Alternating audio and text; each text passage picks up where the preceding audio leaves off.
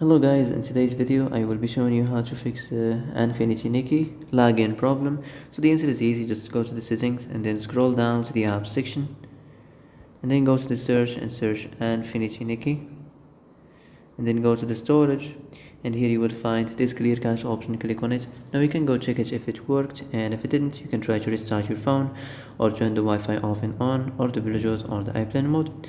Also you can try to clear data, but be careful. If you clear data, all this application's data will be deleted. This includes all files, the settings, the accounts, the databases, etc. So be careful if you want to clear your data.